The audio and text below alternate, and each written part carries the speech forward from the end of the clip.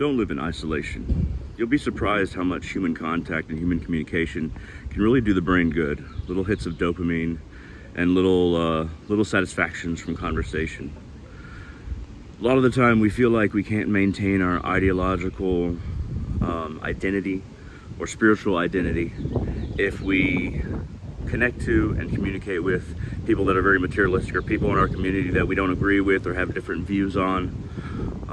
But there is value in being able to make those connections, even if they aren't with people that have your same ideas or your same beliefs. It's good to have an exterior self that can communicate with any number of people on many different levels. Sometimes you'll have to build up little resistances to little slights people might direct towards you, or disagreements, or they might ostracize you and your beliefs. But build up these little calluses, these little abilities to keep on going regardless, and to not judge yourself too harshly, but also not continue to isolate yourself even after you go through these little bumps and scrapes and bruises, metaphorically speaking, of communication. It's good to build up communication skill and tolerance for people who aren't like yourself. Don't live in isolation, because a lot of the time we tend to float to the extremes of our ideology or spirituality, and we tend to value the isolation because it's safe.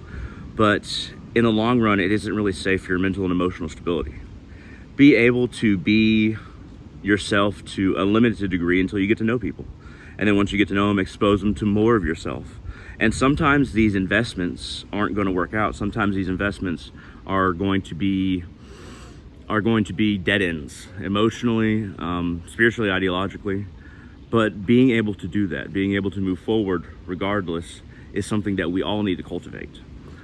As human beings, we've evolved to live in groups, to cooperate with each other, to be advantaged from each other's intelligence and creativity.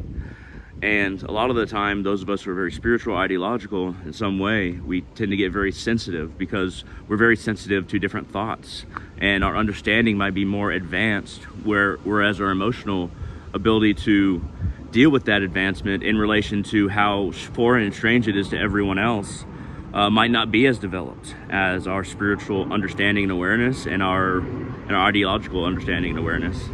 And always be open to the idea of entertaining the idea that you might be wrong without losing your ideological or spiritual integrity.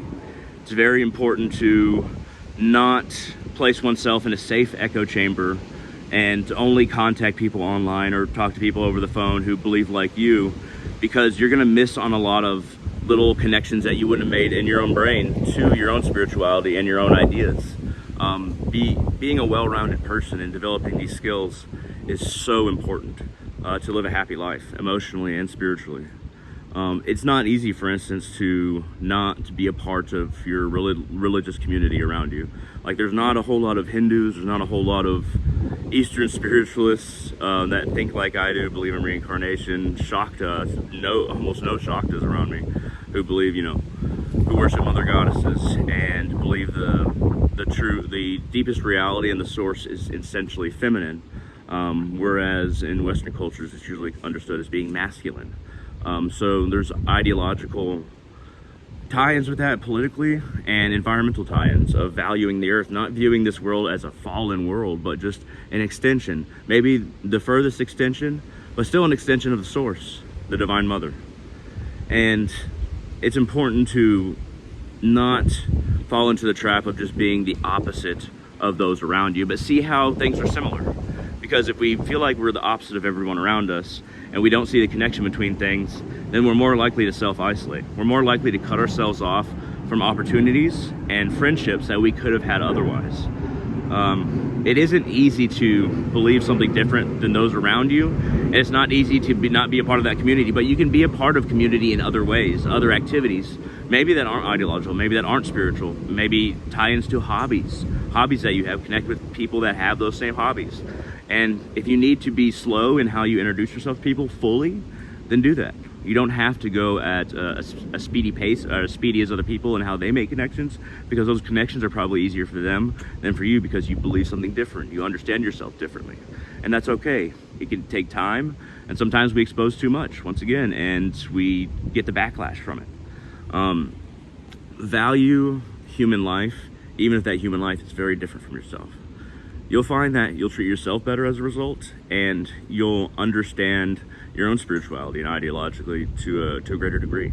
So don't isolate yourself. Don't lock yourself in an echo chamber. Be able to make connections around you with people that might not believe the same thing. And be able to, if you have some kind of trauma related to your parents trying to force a religion on you or something like that, or your community, then be able to resolve that trauma rather than letting it found who you are. Because if it founds who you are, then that trauma will always make you move forward in a way that you are reacting to previous traumas and previous experiences and previous pains, rather than actually opening yourself up to new communication, because you have certain expectations of what it's going to be like. And if you have certain expectations of what it's going to be like, you're never going to be able to form the bonds that you need as a human being. So try not to have expectations based on former trauma, and try to move forward as an individual who's open to the idea and being optimistic that you can make connections, even with people that aren't like yourself. At any rate, thank you very much for watching. This has just been a little video about not isolating yourself. Like this video, it really helps out the channel. Leave a comment, that also helps out the channel, get traffic to the channel, and feel free to share this wherever you like. At any rate, thank you very much for watching, and hope all of you have a wonderful day.